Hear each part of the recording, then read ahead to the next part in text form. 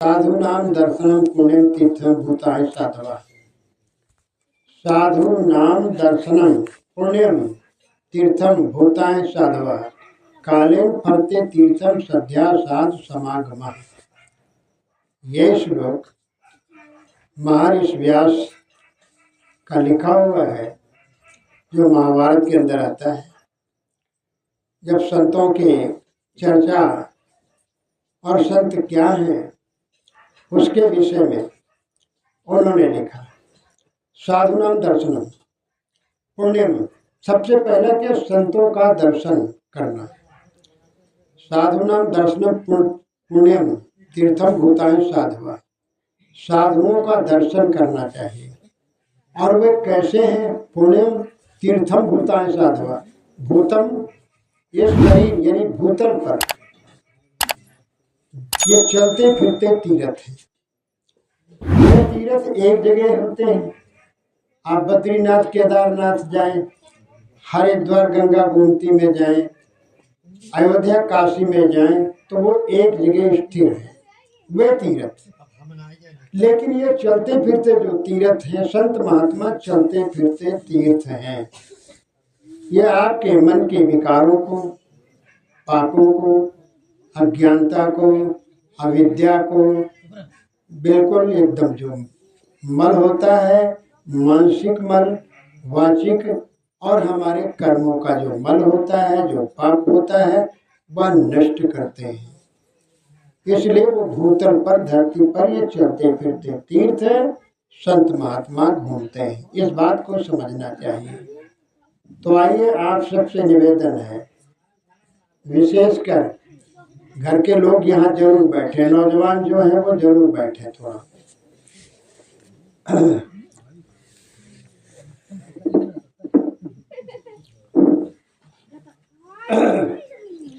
एक सदगुरु कबीर साहब ने साखी कही है अपने विजय ग्रंथ में, अरब खरब लो द्रव्य जो उदय अस्त लो राज्य, भक्ति महत्तम ना तुले ये सब कौने काज। साहब कहते हैं अरब खरब ले द्रव्य जो। अरब खरब क्या? द्रव्य अनंत है, उसका अंत नहीं पाया जा सकता, इतनी द्रव्य हो जाती है। द्रव्य अथाह है, और इतना कोई पा भी जाए, अरब से लेकर खरब तक, यानी अथाह धन किसी के पास हो जाए। उदय अस्तलो राज्य, उदय जहाँ से सूर्य उदय होता है और जहाँ अस्त होता है वहां तक राज्य हो जाए, अकंटक राज्य उसी का केवल हो जाए, तो साहब कहते भक्ति महत्तम ना तुले ये सब कौने का। साहब कहते भक्ति का महत्व इतना बड़ा है, उदय से अस्त तक राज किसी का हो जाए और धन भी अथाह हो जाए, उससे कहीं भारी जो है भक्ति का महत्व है, उससे तुलना नहीं की जा सकती। क्योंकि भक्ति जो है वो हमारे साथ रहेगी, साथ चलेगी। और जितनी द्रव्य है, राज्य है, पद है, प्रभुता है, ये सब छूट जाने वाले, ये सब यही रह जाने वाले। कितना भी धनी हो वो सब छूट जाता है। लेकिन भक्ति जो है, भक्ति जो है हमारे साथ साथ चलती है। अच्छे किए हुए हमारे कर्मों के जो फल हैं वो हमारे साथ साथ रहते हैं। और वो कैसे रहते हैं? जीव आत्मा यानी जीवन में जो भी हम कर्तव्य कर्म करते हैं उसका हमारा सूक्ष्म शरीर बन जाता है, और वही सूक्ष्म शरीर दूसरी योनि में जब जाता है तो उसी से हमारा जीवन यानी शरीर तैयार होता है। जैसे बीज में वृक्ष होता है, और वृक्ष न रह जाए तो बीज में अगर किसी बीज में अगर अंकुर ना हो, सूक्ष्म वृक्ष ना हो, तो जमीन में बोने से कैसे होगा? वो छिपा हुआ उसी में। जैसे आप बरगद का, पीपल का किसी विशाल वृक्ष को आप देखते हैं, और ये बरगद वगैरह के, गूलर वगैरह के बीज कितने महीन होते हैं, बहुत सूक्ष्म होते हैं ना, बहुत बड़े स्थूल नहीं होते हैं, सूक्ष्म होते हैं। बरगद का पेड़ ही जैसे बरगद का बीज ले लो, और जमीन पर अगर गिर जाए, किसी बालू की रेत में गिर जाए, मिट्टी में गिर जाए, तो ढूंढने नहीं मिलेगा, इतना महीन होता है। लेकिन विशाल वृक्ष उसी में छिपा हुआ है। वो जो बो दिया जाए धरती में, तो उसी में से भी वृक्ष निकल आता है, और वो धीरे धीरे विकास करते करते बीघा 2 बीघा में तैयार हो जाता है। ठीक इसी तरह से हमारे मन वचन कर्म से जो भी हम कर्म कर्तव्य करते हैं, उनकी जो संस्कार हैं, उनकी जो वासना है, वह हमारे साथ में सूक्ष्म शरीर के रूप में साथ साथ शरीर छूटने के बाद चलता है। इसलिए ध्यान दें, भक्ति बीज पलटे नहीं, जो जुग जाए अनंत, ऊंच नीच गर्भ उतरे हो संत का संत। तो भक्ति जो है, भक्ति के द्वारा ही मानव जीवन प्राप्त हुआ है और होता रहेगा। ध्यान दें, चाहे जितना धन हमारे पास हो जाए, चाहे जितनी पद प्रभुता हो जाए, लेकिन भक्ति के बिना हमारा मोक्ष कल्याण नहीं होगा, भगवान की प्राप्ति नहीं होगी, और हमें जो है मोक्ष की प्राप्ति नहीं होगी। तो भक्ति मुक्तिदायिनी है। भक्त किए मन शुद्ध हो जाता, बोध विराग रहाना है, गुरु भक्ति मुक्ति ठिकाना है। सदगुरु श्री काशी साहब कहते हैं बुरहानपुर के कि गुरु भक्ति मुक्ति का ठिकाना है, मुक्ति का कारण है। इसलिए भक्ति पहले करना चाहिए। और इस बात के लिए केवल कबीर साहब ही नहीं, अन्य संत ऋषि मुनि भी कहते चले गए। तो गुरु की भक्ति सबसे महत्वपूर्ण भक्ति है। श्वेता श्वेतर उपनिषद में एक श्लोक बेहतरीन आया है। ऋषि कहते हैं, यथा यस्य देवे परा भक्ति, यथा देवे तथा गुरु, तस्येते गतता एवर्थः प्रकाशन्ति महात्मनाम। ऋषि कहते हैं, श्वेता श्वेतर उपनिषद में ऋषि कहते हैं, यस्य देवे परा भक्ति, यथा देवे तथा गुरु। जैसे आप सब लोग देवताओं की भक्ति करते हैं, देवताओं की पूजा करते हैं, देवियों की पूजा करते हैं, आराधना करते हैं, प्रार्थना करते हैं, आरती वंदना करते हैं, ऐसे ही यदि गुरु की भक्ति आप करना शुरू कर दें देवताओं की तरह, तो ऋषि कहते प्रकाशंति महात्मना। तो आत्मज्ञान का प्रकाश, भगवान प्राप्ति का जो प्रकाश है, वो आपके अंदर एकदम खुल जाएगा। जो बंद है दरवाजा, वो खुल जाएगा भक्ति के द्वारा, जिसे तीसरा नेत्र कहा जाता है।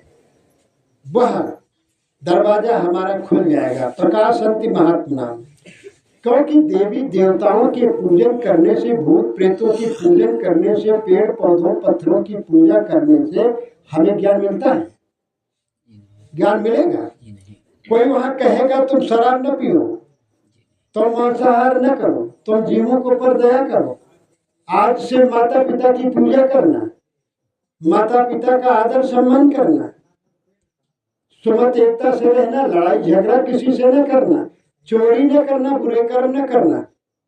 किसी मंदिर में कहेंगे वो देवता, आप पूजा करिए, पूजा करने के लिए मना नहीं किया जाता है। भगवान के मंदिर में आप जाइए, आप देवी देवताओं की पूजा करिए, लेकिन वहां से आत्मज्ञान, स्वरूप का ज्ञान, सत्य ज्ञान, प्रभु प्राप्ति का ज्ञान, मोक्ष प्राप्ति का ज्ञान जो है वह वहां नहीं मिलेगा। कहाँ मिलेगा? वो सदगुरु की भक्ति, सदगुरु के संतों की संगत से मिलेगा। इसलिए अगर ज्ञान चाहते हैं, मोक्ष चाहते हैं, तो संतों की संगत करो, सदगुरु गुरुदेव की, गुरु की भक्ति करो। गुरु की भक्ति से ही आपको मुक्ति मिलेगी, मोक्ष मिलेगा और शक्ति मिलेगी। गुरु की भक्ति से शक्ति मिलेगी, मोक्ष मिलेगा। इसलिए, और इस भक्ति को केवल हम ही नहीं कह रहे हैं, या सदगुरु कबीर ही नहीं कह रहे हैं। यह रामायण में आप देख लीजिए तो कम से कम 9 चौपाइयों में नवधा भक्ति का संदेश माता शौरी को दिया गया राम के द्वारा। राम के मुख से गोस्वामी जी ने कहलाया है, बहुत सुंदर, बिन गुरु भव निधि तरहि न कोई। और सबसे पहले आया है कि प्रथम भक्त संतन कर संगा। जो आप लोग बैठे हुए हैं, ये पहली भक्ति प्राथमिक पाठशाला जैसे होती है, प्राइमरी पाठशाला होती है, इसी तरह प्राथमिक पाठशाला है पहली भक्ति है। प्रथम भक्त संतन कर संगा, पहले संतों का संग करो, समझो जानो भक्ति है क्या, गुरु क्या है, भक्ति करने से क्या होगा, भक्त के लक्षण क्या है। इसलिए गोस्वामी जी ने कहा है कि प्रथम भक्ति संतन कर संगा।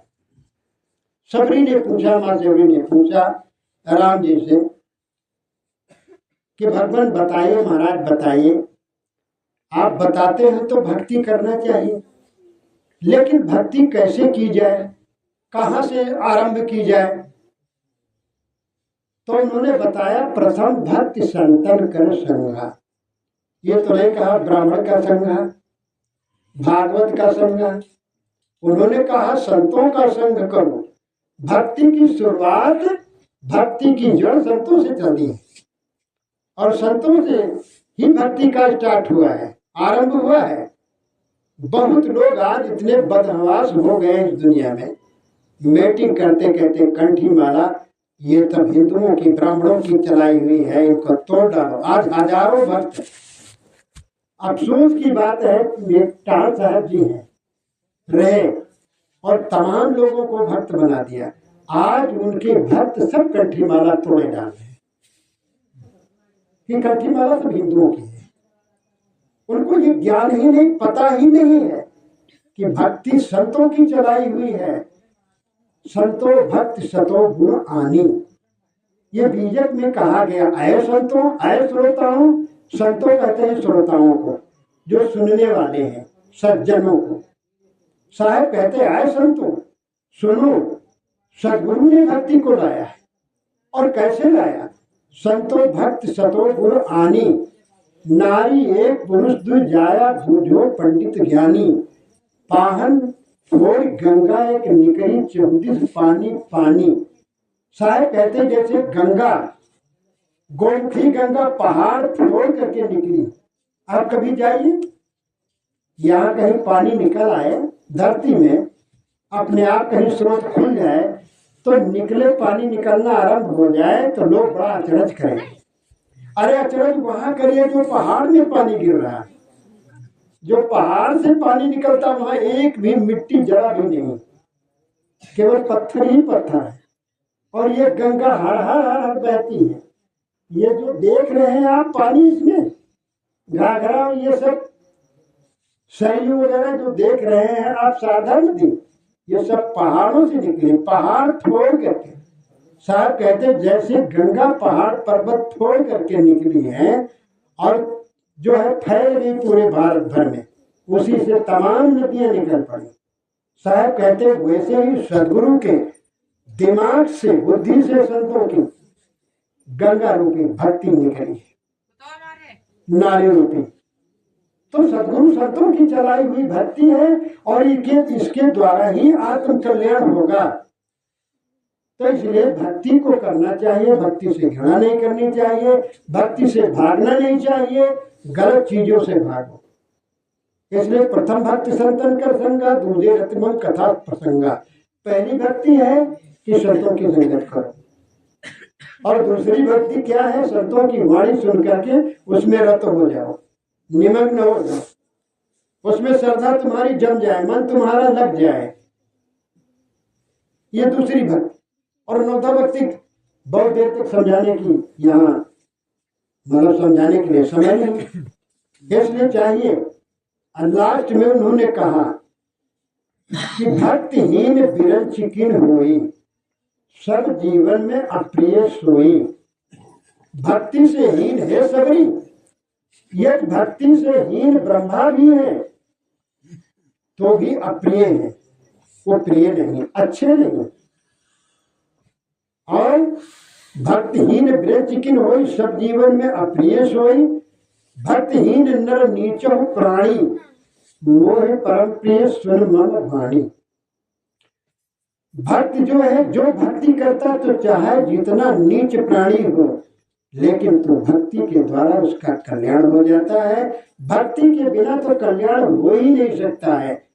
सदगुरु अभिलाष साहब कहते हैं कि डिप्टी कलेक्टर हो, मिनिस्टर, विश्व का सरदार हो, सेना हो, हुकूमत नारी रमणी, साथ में गुलजार हो, कंचन भवन में हो रमण, बहुतेक लागे तार हैं, बस में किया संसार पर गुरु भक्ति बिन सब छार है।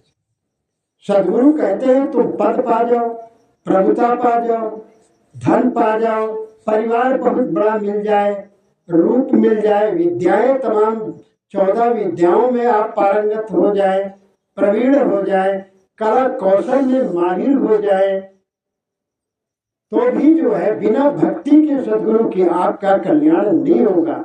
और सबसे पहले तो मैं थोड़े ही समय में कहना चाहता हूँ, निवेदन करना चाहता हूँ, जो जवान आजकल के युवा वर्ग के जो बच्चे हैं, हम उनसे विनती सहित कहते हैं, विनती प्रार्थना, क्योंकि सदगुरु कभी कहते दादा भाई बाप के लेखों चरणन हुई हो बंदा, अकी पुरिया जो निर्वाणे सो जन सदा आनंदा। संत सम्राट इतने बड़े, संत मत के अग्रणी सम्राट संतों में, उन्होंने कहा दादा भाई बाप के लेखों, इतनी विनम्रता के साथ कि मैं आप बूढ़ों को दादा कहता हूँ और जो हमारे समान है वो भाई हमारे हैं। दादा भाई बाप के लेखों चरण हुई हो बंदा।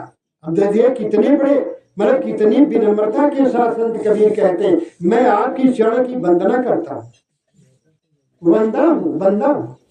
लेकिन अब की मनुष्य का शरीर पा करके या तुम भक्ति भजन कर करके अपने आप को अपने कर्तव्य कर्म बना लो, अपना मन बना लो, अपना मोक्ष कल्याण कर लो, सो जन सदा आनंदा को सदा सदा के लिए आनंद रहेगा, दुख रहित हो जाएगा, उसे लोक परलोक में कहीं भी दुख नहीं होगा।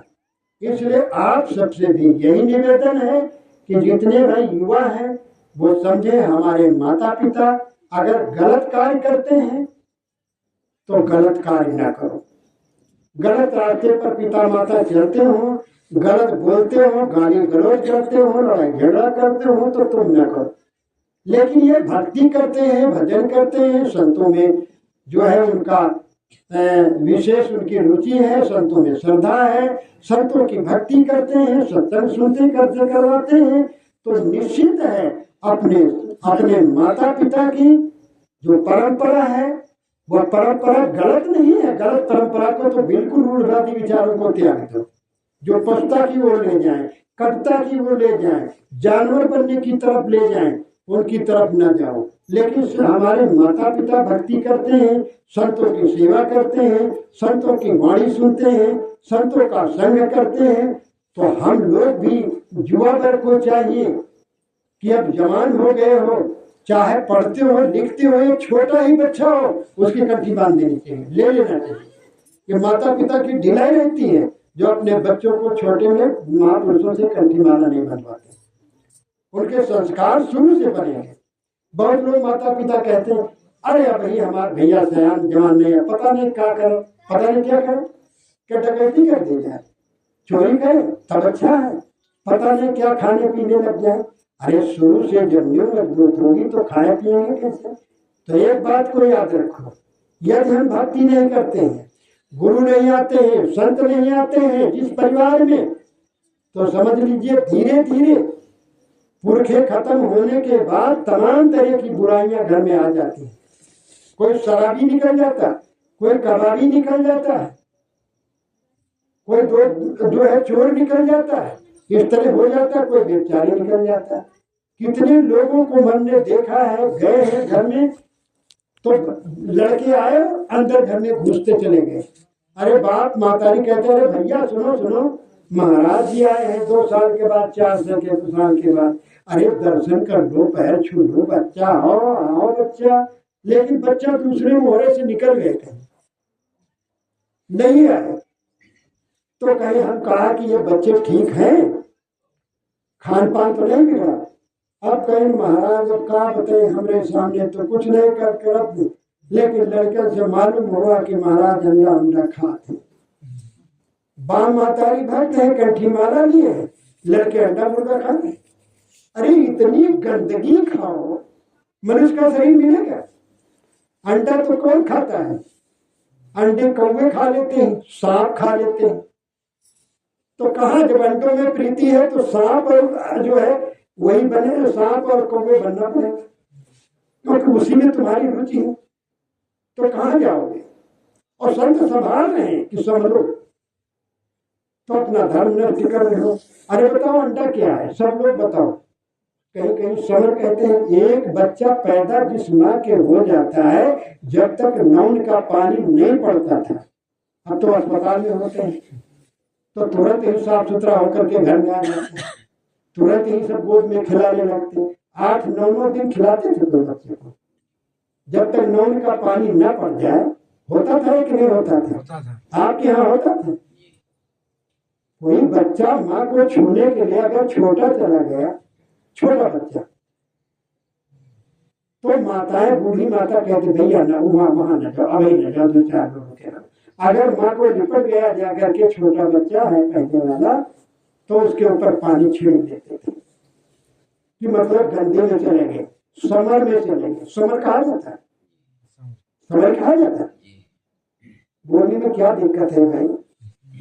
समर कहीं जाते हैं, नहीं कहीं जाती है ना कि बच्चा समर में चला गया तो पानी छिड़क दो भाई, गंदा हो गया, आप पवित्र हो गए। अच्छा, मुर्गी का अंडा क्या है? वो भी 100 रुपए है। क्या है ये? अगर बुद्धिवादी हो, पढ़ते लिखते हो, तो सोच लीजिए। ज्ञान विज्ञान अगर पढ़ते तो विज्ञान भी कहता है कि अंडे में छिद्र होते हैं, 14,000 छिद्र होते हैं अंडे में, और वो सांस लेते हैं बराबर। कोई अंडा निर्जीव है ही नहीं, और उसमें लिबलिबी भरी मलमूत्र ही तो भरा हुआ है, और समर है, और मुर्गी का गर्भ है। गर्भ है कि नहीं? मुर्गी का गर्भ है अंडा, और गर्भ किसी का खा लिया जाए। मैं तो विदेशों में सुना हूं, अपनी क्रांति दूत में लिखा भी कि गर्भ समापन करने के लिए माताएं कहीं कहीं जाती विदेश में, चीन वगैरह में, और ऐसे ऐसे देश है, कोरिया वगैरह। अफसोस होता जहां बौद्धिस्ट कोरिया में है, वहां गर्भ समापन जब माताएं करवा देती हैं, और जघन्य अपराध है, यह हिंदुस्तान में भी करवा देती हैं, और कंस को बहुत खराब कहते हैं, कंस बच्चों को मारता था, और हम तो गर्भ ही में मार देते हैं, तो हम कंस के बप्पा हुए कि नहीं हुए? गर्भ गिरवा देते हैं। कंस बच्चों को मार देता था, और तुम क्या बड़ी भाई पूरी करते हो? आपस में सलाह तो लोगों की है, चले गए घर समापन हो गया कि भी बच्चा नहीं चाहिए, न हमारी सुंदरता बेकार हो जाएगी, शरीर हमारा बेकार हो जाएगा। इसी बेकारी के कारण लोग आजकल माताओं के दूध नहीं आता, जब भूखन मरते थे, गूले की फल खा लेते थे, उससे पानी पी करके और कुदार बोलते थे। नसीब नहीं था इतना अनाज, इतने फल नहीं नसीब थे, तब 14 माताएं बच्चे 20 बच्चों की मां बनती थी और दूध पिलाती थी। आज दूध ही नहीं आ रहा है, दूध ही नहीं आ रहा। तो जब बोतल का पिलाती माता है, और जब बोतल का पिलाएंगे तो बच्चे वही बोतल पिएंगे आगे चल करके, बोतल ही तो पिएंगे, क्या करेंगे? तब तो कहे महाराज क्या करें, हमारा लड़का शराबी निकल गया तो गाँव वालों को गाली देता, हमको भी गाली देता, किसी के कहा नहीं। अरे तुमने तो बोतल पिलाया है, अपने आंचल के अपनी गोदी में खिलाया नहीं, दादी खिलाए, बाबा खिलाए, और सब खिलाए। अरे माँ जब तक बच्चों को लोरी गा करके सुना करके गोद में ले, तुम लोरी सुनाए और उसको अच्छे संस्कार, अच्छी वाणी दे, अच्छे विचार दे, अच्छी सीख उसको सिखानी चाहिए, तभी तो वह महान रामकृष्ण की तरह बनेंगे, बुद्ध कबीर की तरह महान बनेंगे। ऐसे कैसे महान बन जाएंगे? महान कोई बन करके थोड़ा जाता, महानता के संस्कार यही दिए जाते हैं। इसलिए भक्ति नहीं करोगे, भक्ति नए परिवार में अगर करेंगे, सिलसिला जुड़ा नहीं रहेगा तारक संतों से, तो बहुत विकृतियां, बहुत विकार, बहुत गड़बड़ परिवार हो जाएगा धीरे धीरे। इसलिए सबसे हमें निवेदन है कि जो बच्चे जवान सयान हो चुके हैं, शादी हो चुकी, नई शादी हुई, तो भी बच्चों को चाहिए कि गुरु के द्वारा उनको नामदान लेना चाहिए। गुरु भक्ति संस्कार। और पिता माता को चाहिए कि बेटा देखो अब कब आए संत महात्मा, तो अब अवसर बेहतरीन है, तो भक्ति करना चाहिए और दीक्षा मंत्र ले लो। ये खुद प्रेरित करना चाहिए अपने बच्चों को, और खुद उनको भी चाहिए कि जिस घर में बच्चा अगर शराबी निकल गया और कबाबी निकल गया, मांस अंडा और खाने पीने लगा, तो माता पिता कोसेंगे, उनका दिल छटपटाएगा कि हम जिंदगी भर भक्ति किए, शुद्ध शाकाहारी हुए, और हमारे सुनेंगे माता पिता कि हमारे बच्चे जो है अंडा मुर्गा खाते, शराब पीते, तो उनकी आत्मा क्या खुश होगी? खुश होगी? नहीं खुश होगी। तो जब माता पिता नहीं खुश हो गए तो समझ लो बददुआ ही होगी। इसलिए चाहिए कि हम अपने माता पिता के जो गण अच्छे हैं उनके पच्चिन्हों पर चलो, तभी हमारा उद्धार होगा, हमारा कल्याण होगा। तो भक्ति बहुत सबको जरूरी है कि भक्ति करो, और भक्ति के द्वारा ही आदमी महान बनता है। ये न सोचो कोई धनवान हो गया, कोई बड़ा भारी पद पा गया, या कोई बहुत बड़ी संपत्ति मिल गई तो हम बहुत बड़े महान बन गए। संपत्तिशाली लोग, आप टाटा को समझिए, रतन टाटा, बिरला वगैरह, अनिल अंबानी वगैरह, ये सब जगत गुरु शंकराचार्यों को गुरु किए हुए। आप सोचिए, सब गुरु किए, सब माला पहने, 108 गुड़िया की मालाएं पहने हैं, जो विश्व में जो सबसे अरबपति हैं, और कितने मंदिर बनवाते हैं, कितने क्या करते हैं, कितने धर्म कर्म कर रहे हैं, कितना दान पुण्य कर रहे हैं। हम थोड़ा पढ़ लिख जाते हैं, थोड़ा गुटर सुटर हो जाते हैं, तो सदगुरु के संतों के चरण स्पर्श करने में डर लगता है, माता पिता के चरण नहीं छूते हैं, तो ये कितनी बड़ी गलती। और यही भक्ति है।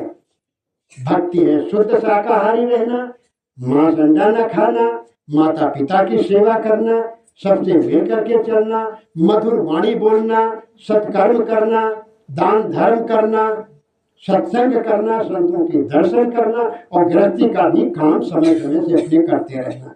यही भक्ति है। मन की पवित्रता, तन की पवित्रता, वस्त्र की पवित्रता।